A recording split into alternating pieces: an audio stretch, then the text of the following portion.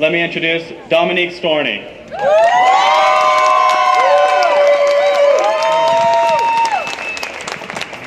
Oh my goodness. Mitakoyasin. All my relations, I come to you today in a good way.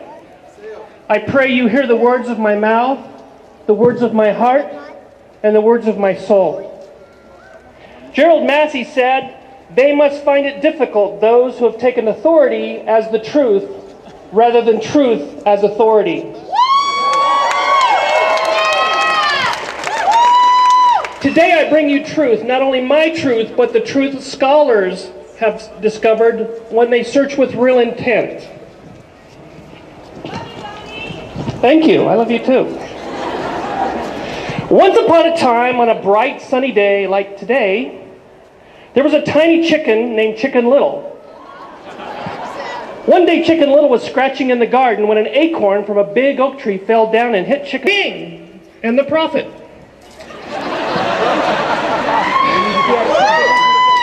So Chicken Little ran and ran, and she met Henny Penny. "Where do you travel so fast, Chicken Little?" asked Henny Penny.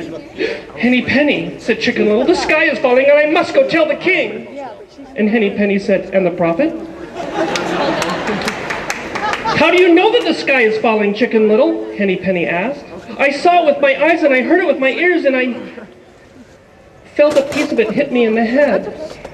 Well, in the end of the story, the fox kind of confounds the whole group and eats them all.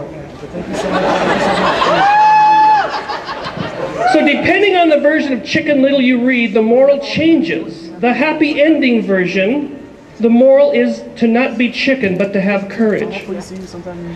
In other versions, the moral is usually interpreted to mean, do not believe everything you hear.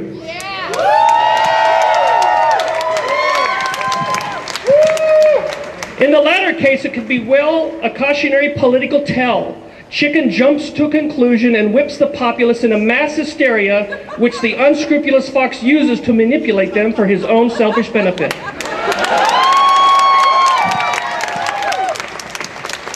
The fight to block marriage for gays is very much like the story of Chicken Little. Two main religions in America and around the world have declared that marriage for gays will destroy traditional marriage.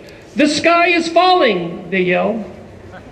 But the sky hasn't fallen. It is time for us to not be chicken.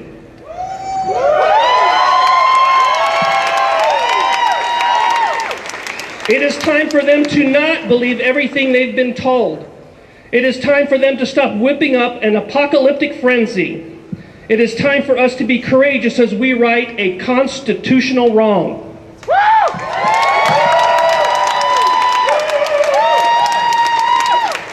I'd like to give everyone a historical perspective.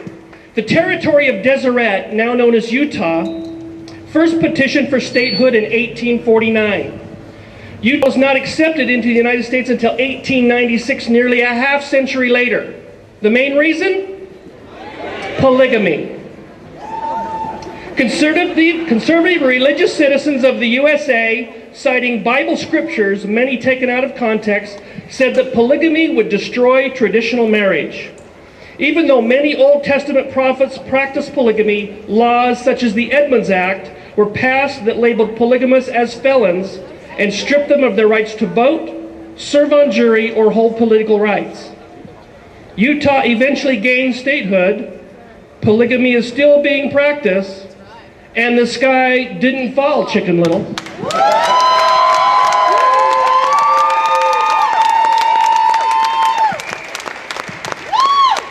Up until the 1960s, marrying someone of a different race was illegal.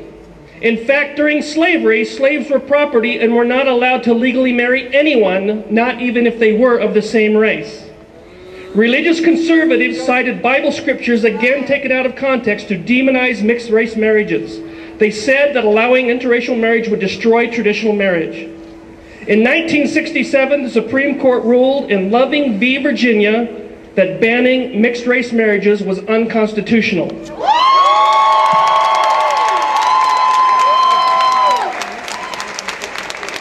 Marriage among mixed-race couples has increased every year since, and the sky has not fallen, Chicken Little.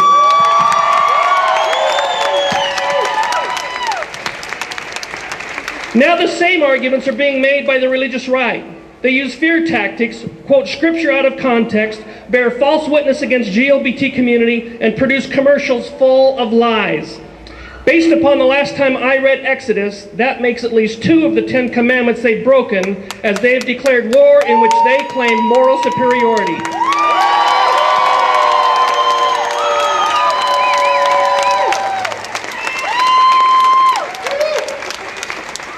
My message to the religious leaders of the world today is you cannot break the 10 commandments and claim high moral ground. You cannot use immoral means to justify the ends of your moral values war. We seek not war, but peace. We are not asking you to change who you love. We ask sincerely, with real intent, the right to love and marry a spouse of our choice.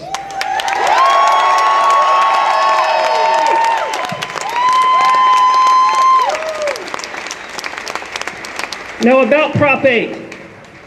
From my studies in political science, we learned the difference between a simple democracy and a republic. Majority may rule in a simple democracy, but in a republic, the majority is forbidden to force its will upon any minority.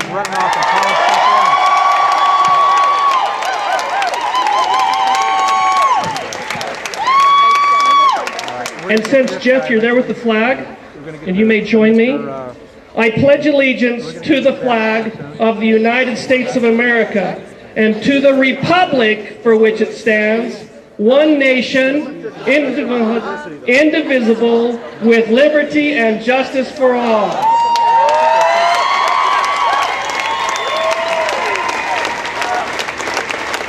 I tend not to add under God since it was added by the McCarthy scare of communism in 1954.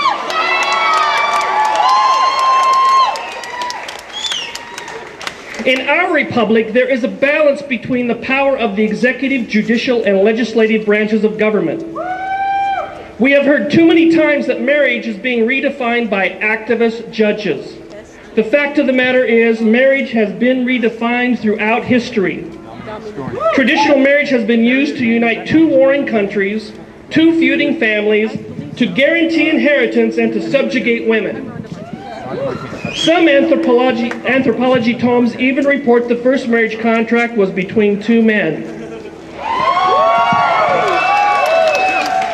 Traditional marriage has had less to do about sex and procreation and more to do with political affairs and inheritance rights.